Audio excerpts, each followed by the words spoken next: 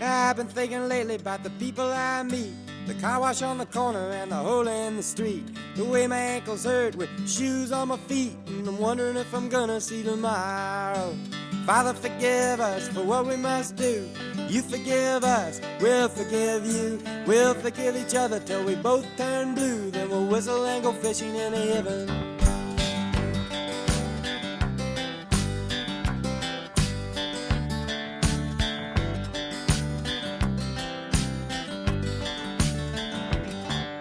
I was in the army, but I never dug a trench. Used to bust my knuckles on a monkey wrench. I go to town and drink, give the girls a pinch, but I don't think they ever even notice me. Father, forgive us for what we must do.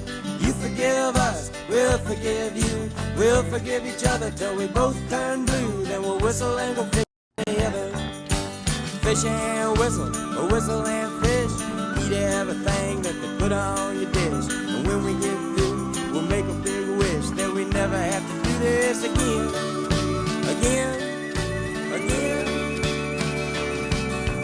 Good morning. How's everyone doing? Welcome to the morning show. Happy Friday. Hope you're having a fantastic Friday. We're coming to you live from the Roosevelt Studios here in the Bronx. It's the morning show. Clear my throat. It's August 21st. John Prine playing. Rest in peace. One of my favorite artists ever. So if you have something bad to say about him, shit in your hat and wear it. This is the morning show. It's bite-sized bits of everything that I enjoy. We got a little American history, American towns, American baseball players, geography, history, baseball, books, documentaries on Fridays, and today's Friday, so boom. Behind the scenes, Bill. What's up, Bill? I don't know if you watch these. Behind the scenes, Bill brought a bunch of coffees in. And a bunch of cold brew coffees, and this one was labeled apple pie. So I forgot I was drinking apple pie coffee until I took my first sip. And that's why I made the face I did, because I was like, oh, apple pie coffee. And I'm undecided on if I like it. I'm usually not a man that likes flavored stuff. Just give me don't flavor the flavor. Coffee's a flavor. I'll drink the coffee. I need to flavor the flavor. Just a boring guy. I'm Corey Matthews with the celery poster. Good morning, everyone. Who we got? We got Josh. Don't forget the intro. Nailed it, Josh. Scott. What up, Scott? Norm. NBA Hawks Talk. Jill. Davey. Leo. Jill. How are the kids enjoying school? It's an exciting time for them. Moesha. Fox and Sox. Kevin Hartland. Abe. What's up, everybody? How are we doing? Over on Facebook, we have BK McKenney. It's a cool name. Jimbo. Okay. Todd Father, as always. Justin, Robert. How's everyone doing? No Periscope because I haven't fixed it. I just keep hoping that it magically fixes itself, and that hasn't happened. So, how about just gonna do first laugh involving the Yanks in 3 days? Okay. Anyway, welcome to the morning show. How's everyone doing? You guys doing good?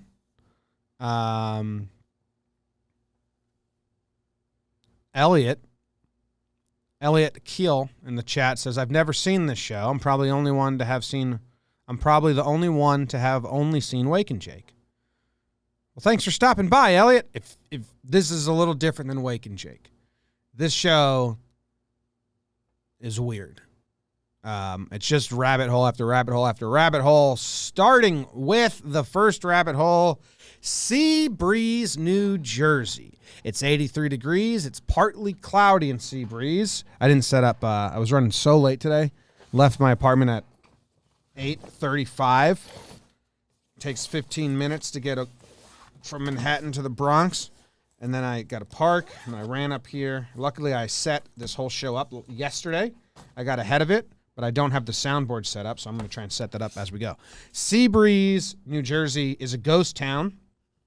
It was once a destination place for people from Philadelphia to go check out New Jersey. Here you go. So if you're not familiar with the East Coast, That's obviously Nova Scotia, Maine, New Hampshire, Mass. Rhode Island stole Connecticut's coastline, bunch of fucking thieves. Then you got New York, Long Island Sound is this little bumpy thing. So this is just called Explain the East Coast Coastline to people that aren't familiar with it. New Jersey, right here. Skidamink-a-dink-a-dink. And then the Delaware Bay, Delaware, Ocean City. So Philadelphia is up here, okay? We're coming in. What a history lesson. Bring your kids in. Your fourth graders got to learn geography. So Philadelphia is right here, right? Because this lake is how the Delaware Bay is how cities got formed on the East Coast. You bring all the ships in and all the supplies, and then that river, and then it goes all the way. There's a direct path to New York. See, direct line. So that's how that happened. And then Seabreeze is down here. And this was a destination for people from Philly, get on a boat, and go down to Seabreeze to enjoy the summer sun. Now most people from Philadelphia, which is right here, just go like this to Ocean City, Wildwood, and that area. What highway is that? 473 or 55? This Southern Jersey Shore, that's Philadelphia's vacation. Seabreeze is over here. And at this point in time, Seabreeze is nothing. It looks like a brain. Like if we changed this to kind of pink and then blood vessel color, you'd be like, that looks like a brain. But it's nothing. There's a couple houses here. And this is the big road that led to Seabreeze, New Jersey. And there's like 5 houses that are still standing. 1, 2, 3, 4, 5, 6, 7, 8, 9 houses. At one point, this was a really big destination place, this area right here. We have some historic pictures. Once I disable my ad blocker, let me see. Okay, so this is what it used to look like. That's the ferry that you would get on in Philadelphia back in the late 1800s. And then this was the big hotel. So this hotel was right here, right? You would come down and you would be greeted somewhere along this beach right here was this huge hotel. And in 1887, steamboat travel, Abe, what up, existed. And they would take people from Philadelphia to Seabreeze. After 2 aspiring businessmen from Gloucester restored an old Civil War boat. That's what we were looking at up here. An old Civil War boat to take people down to the land that they got, and they built Seabreeze Amusement Park and Pier. So they built a boardwalk, they built a pier, and they built the Warner House, because the guy's name was Warner. This was the Warner House. Big hotel, 40-room hotel, had a bar, bathing, recreational activities, annual clam bakes, boat races. But the Warner House right here burned down in 1890. There's only one road to Seabreeze. We saw that here, the Seabreeze Road. So it was really just the only way you got there was from boat, basically. And then they built another hotel and another one, and then they all burned down. And then it just stopped being a place of destination altogether. No one went there anymore. In 2008, 6 of the 19 homeowners in Seabreeze asked the government to please buy their houses because they can't live there anymore because the rock wall was falling apart. So this is what it looks like now. That's probably the old pier where you would get off the Civil War boat, go hang out. That's a good shot of where it used to be. Old house. That's the beach wall that was falling apart. Erosion. And probably not worth it to fix that. Ooh, Kissy. Wonder when that was written. Year 2000? Not worth it to fix that. So, kind of sad. Kind of just that's what happens. This place was like booming for probably 10 years, maybe 20 years. I think 20 is probably pushing it. It was probably booming for like 10 years. Clam bakes, race boats. Ooh, that's a cool picture of the seawall. And there's all the houses that are left over. So just a booming town that is no more. How about that? Those are probably old houses. Kind of crazy. That's a cool picture. It's a cool picture. Yeah, so this was a random town of the day. Intern Luke just grabs random towns. This one was pretty interesting, I thought. When I started researching, I was like, oh, shit, got another cool one. In August 2010, 2 of the homes burned down. In July of 2011, another home burned down? Is this an insurance scam? What's going on here? In May 17th of 2010, New Jersey reported the remaining homeowners have agreed to sell their property to the state. And then later on that summer, all the properties start getting burned up. I wonder if they got the money from the state still, or because their house burned down, the state was like, we don't need to pay you for what's not there anymore. Is that an inside job? Did the state burn down the houses so they didn't have to buy them? In January of 2012, the state and EPA tore down the houses. The houses are no more. Seabreeze, New Jersey. Not a destination place anymore. The Delaware Bay. Now, for those of you that watch every one of these shows, and you kind of know I'm a weirdo, the Delaware Bay, they got their fair share of beached whales. Let me tell you. The Delaware Bay. I mean, you type in Delaware Bay beached whales. Look at this. Fifth humpback whale washes ashore. Yeah, I got my Google alerts on for beach whales. And the Delaware Bay, let me tell you, I see some shit. All right, so that was Seabreeze, New Jersey. We're done with that. Random baseball player of the day is Jim Palmer, and the random baseball player of the day is brought to you by DraftKings.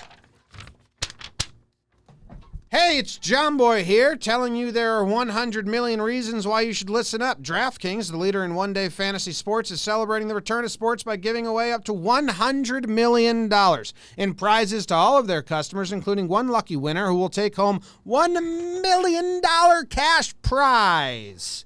To claim your share of up to $100 million in instant giveaways, all you need to do is download the app and sign up using promo code JOHNBOY. Then enter DraftKings free football survivor pool. Yes! It really is that easy to claim your share of up to $100 million in instant giveaways and put yourself in the running to win $100 million cash prize. Well, the top prize is reserved for one lucky winner. Everyone who signs up and enters DraftKings free football survivor pool will receive an instant bonus of at least $5 in value upon entering. While you're in the app, don't forget to check out all the great daily fantasy contests DraftKings is hosting for this week.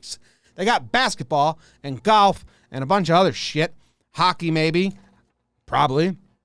So go download the DraftKings app now. Use promo code JOHNBOY to claim your share of $100 million in instant giveaways and put yourself in the running for the $1 million cash top prize. That's promo code JOHNBOY to get your share of $100 million in prizes only at DraftKings. Eligibility restrictions apply. See DraftKings.com for details. DraftKings is taking care of us. They see what we're all about, the whole company. They said we want to sponsor everything. We love you guys, so go get DraftKings because they love us. We love them. We love you. Jim Palmer was so good. 3 Cy Youngs.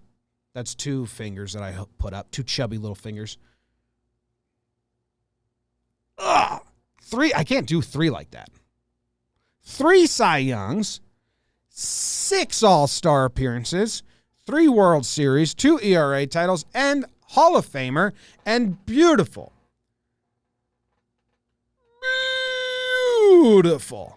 blue eyes. This is gorgeous. Thanks, Jim, for having such good blue eyes. Different shade of blue than mine. I got blue eyes. 2003 Lake Zurich Middle School South Best Eyes winner. But Jim's I think the lighting's helping him out there. Jim Palmer was adopted at birth.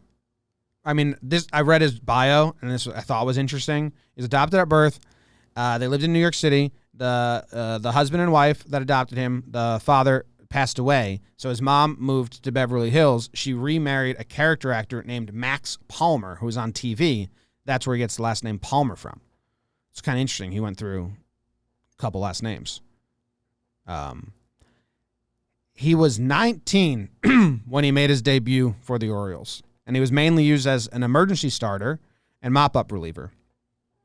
The most famous thing about Jim Palmer is how damn good he was, but he was like the tall, smart professor type, and then his coach, the manager, Earl Weaver, was the short, not like street smarts guy. They have a book they wrote together. We were 11'9", Palmer and Weaver, so like it's a very famous relationship. A lot of good stories. You can Google and you'll find some. You know, there's one story where Earl Weaver. Well, this is cool. Paul Blair was a center fielder for the Orioles, and he said that the young Palmer wouldn't want to stay in games if he didn't have his best stuff. So he would always come up with a twinge in his arm or something and like get out of games. And Hank Bauer, the former manager, would take him out. But when Earl Weaver was the manager, he wouldn't let Palmer come out of the game. He just wouldn't take him out if his stuff didn't have. So Palmer learned to get his fastball over, his curveball over, recalled Paul Blair, and he learned to pitch because he was going 9. Earl made him grow up a little bit. And in stories about the two, Palmer would say, yeah, he just used to make me finish 9 because he said there's no one in the bullpen better than me. So I just go pitch all game. I didn't really have an option. And Earl Weaver said the same. Palmer told a cool, funny story, kind of interesting story, because he was like, he didn't like the lineup, and then the left fielder botched a ball, and then the first baseman botched a pop-up, and he said Earl Weaver walked out to the mound and said, "Are you trying?" And he was like, "Am I trying? Are you trying? Look at the lineup you gave me." Which is a funny story, but also kind of throws teammates under the bus, so I'm not sure I love it. I didn't do this yesterday on purpose. I didn't look at Jim Palmer's baseball reference because I wanted to look at it on the show for the first time, because I gotta guess it's littered in bold. Let's see. Okay. So he led the league in wins in 75, 76, 77. For people that don't look at baseball reference a lot, if you got bold in a category, that means you led the league that year. Led the league in win percentage, led the league in ERA twice, 2.09 ERA in 1975, and he pitched in 39 games. That's insane. Led the league in innings pitched 3 times. It's probably the Earl Weaver effect. Led the league in shutouts twice, one with 5, one with 10. Probably the Earl Weaver effect. Led the league in complete games with 22. Probably what he's talking about with Earl Weaver, saying, I'm just going to keep you going. Led the league in games started with 40 and 39. Led the league in batters faced. So a lot of these are cumulative stats because Weaver just kept throwing them out there. And then you get to the awards section of his page, and what do we got? We got Cy Young, 5th, MVP, 25th. I don't care about those. All-Star, 5th in Cy Young, and then Cy Young and MVP. 3 Cy Youngs in a row. No, not in a row. 1 year he didn't have it. So from this stretch, Jesus, this stretch is crazy. What years are these? From what year is this? From 27 years old, 1973. All right, hold on. Look at this stretch. This is 1973. So in 1972, he placed 5th in the Cy Young. Then he won the Cy Young. Then he didn't get any votes or any awards or anything. Must have been injury year or bad year. I don't know. Looks like he only pitched half a season in 74. So he comes back in 75. He wins the Cy Young again. 76 wins the Cy Young again. 77 places 2nd. And 78 places 3rd. Dude was pretty good, huh? They said that he was always the 3 on his team because the other 2 guys were technically better because they had more wins, but Palmer was the best statistically. At as 36 years old, he led the league in WHIP. So what happened in that 74 year? He only made 26 starts. That's still that's considered a half season then, because he was making 36 and 40. 26 starts this year nowadays is like, yeah, that's good. Let's check out his 1975 game log, because that seems crazy. 1975 game log. Make it a little bigger for you guys. All right, so we got he opened up the season with a complete game shutout against the Detroit Tigers. Not bad. Then 7 runs, but only 2 earned. Then another complete game shutout, okay, against Milwaukee. Then a complete game, 1 earned run. Oh, he actually threw up a stinker. 6 innings pitched, 5 earned runs against the Yankees in his 5th game of the year. But he was able to bounce back from that. I guess you're allowed to have 1 stinker then. Then after that stinker, he goes 4 complete games in a row. 1 earned run, 3 earned runs, 0 earned runs, 2. Then 5.13. That was probably considered a horrible start back then. Then another complete game. Okay, on June 4th, he went 10 and a third, 2 earned runs. Jesus. 9-9. You fucking kidding me, dude? They used him out of relief. They used him out of relief in the doubleheader to get the save. He's already pitching 9 innings every 5 days. Why not? God damn, that's crazy. Oh, shit. He went 12 innings on August 21st. 1 earned run. And then 8 innings and 9 innings. So, I'm going to need my calculator app because I'm the worst person that's ever attempted to do math. How many innings did he average? 323 innings divided by 39 is 8 innings. He averaged 8 2/3 innings, but let's take away that relief appearance. Right? So he only had 1 relief appearance. Yeah, he only had 1 relief appearance, so I'm not going to count that as a game. So 323 divided by 38. He averaged 8.5 innings a game. 8 2/3, we'll call it. Same thing. That's pretty good. For the entire season, he averaged 8 2/3 innings. Nut job. He gave up 3 home runs in this game, though. Not good, man. Who popped him? Let's see. Who popped him? Who popped him on this day? It was July. Oh, hello. What just happened? It was July 27th at County Stadium. 3:07 start time, day game on grass. You think the shadows would help him. They didn't. You got Ken Singleton, Paul Blair, Tommy Davis, Lee May, Tony Muser, Bobby Grich, Don Baylor, Brooks Robinson, Dave Duncan, Tim Nordbrook, Jim Northrup. Oh, Nordbrook and Northrup. Pinch hit for each other. Don Money. That's a great name. Is he a name I should know? Don Money.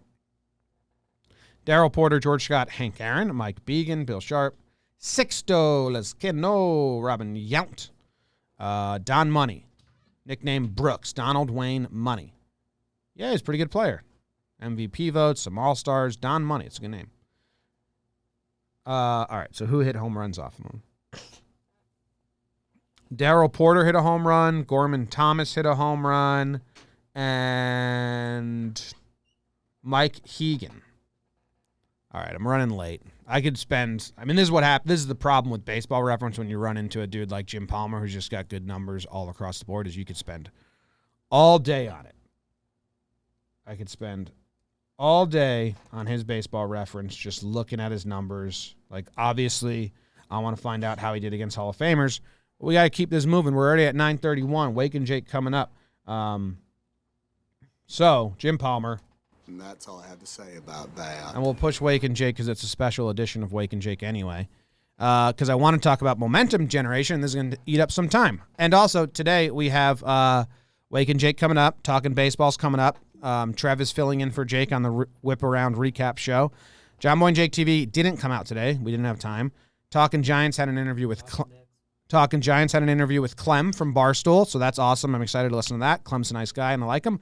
Talking Yanks, Talking Sadness series recap, and Talking Knicks had an episode about the draft. You guys fell behind, right? I guess I'll talk to you about it on Wake and Jake. And an update. Oh, got a text from Caitlin. Says Venmo is sending you a code. Can you send it to me? Middle of the show, doing business. Look at this Slam Diego shirt our graphic designer just sent us. It's beautiful. Slam Diego. All right. Momentum Generation. Has anyone seen this documentary? On Fridays, I do documentaries. Momentum Generation is about Kelly Slater, Rob Machado, and the Surfers. They were a bunch of, kind of like Lords of Dogtown, they were a bunch of friends that hung out in the North Shore of Hawaii, and they kind of changed the surfing game. They did competitions, they freestyle surf, and they kind of led the way for like surfers to get sponsorships to just go surf and not have to be in a competition and just go enjoy surfing. And it's all these friends. They had a kid who like filmed them, kind of like a me growing up. I filmed everything. So there's all this footage. It's a really cool documentary. But the part that interests me the most, I think it's a really interesting discussion to have, is later in the documentary, one of the guys tries to figure out his balance of competition and having fun and competing and doing what he loves and the mental health that comes with competing, but also enjoying what you're doing. I think it's a really interesting conversation around sports. So let's watch it and then we'll talk about it. Gone the wrong way. I mean, I was no exception. I was on the world tour for 20 years. And I could not get over that hump of, I didn't win.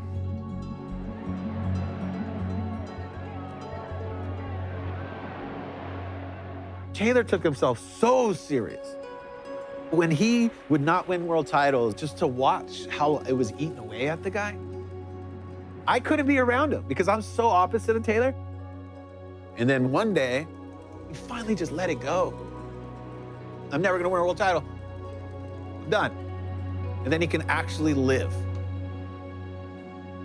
My friends helped me realize surfing doesn't define me as a person. There's what you do, and then there's who you are, and that's the difference that I didn't know back then. I got a little bit of Benji blood injected in me, and I got more happy just being who I am.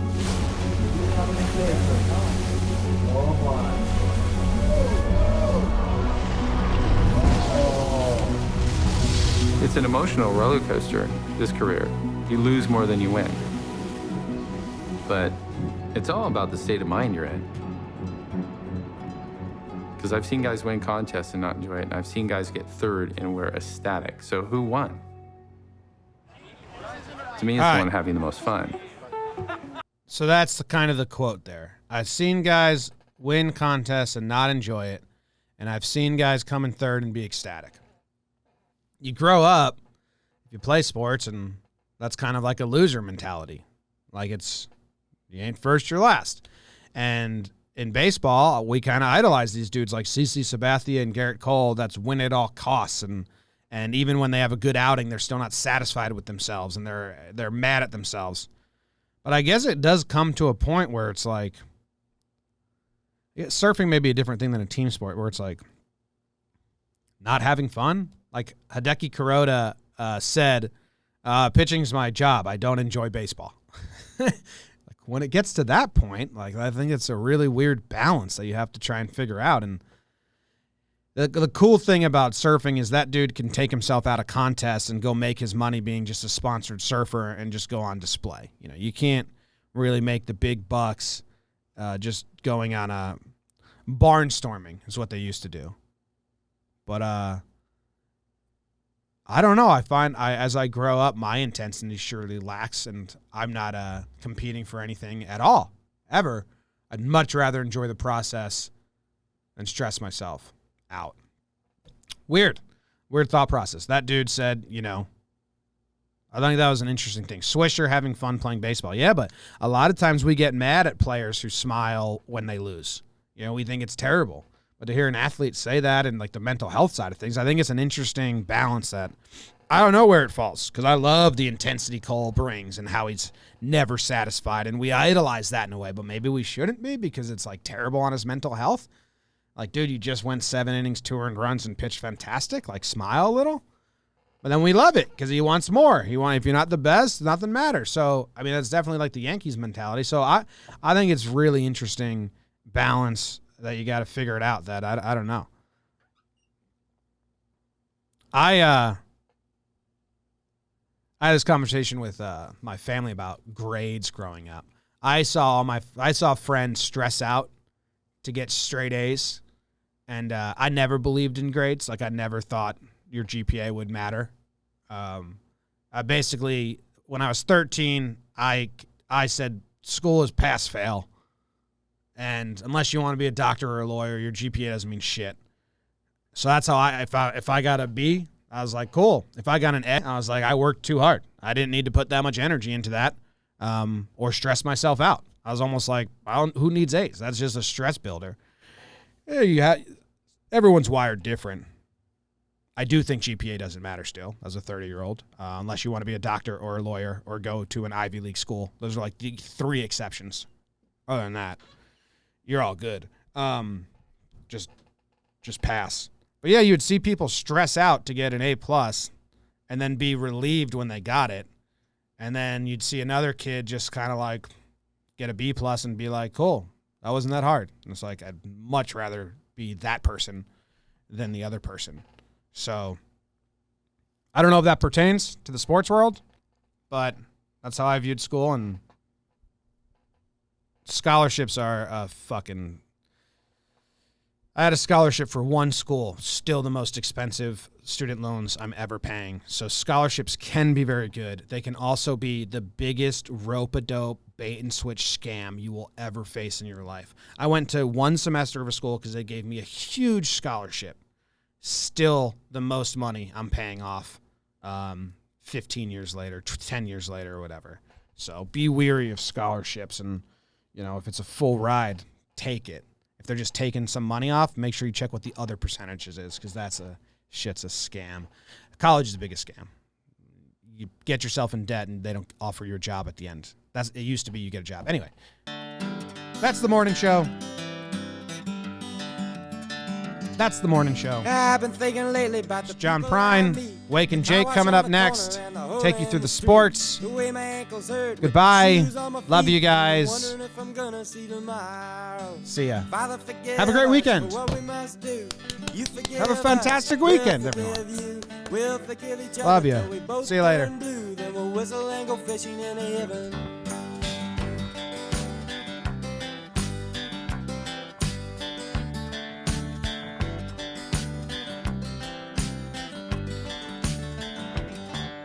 I was in the army, but I never dug a trench. Used to bust my knuckles on a monkey wrench. I go to town and drink, give the girls a pinch, but I don't think they ever even notice me. Father,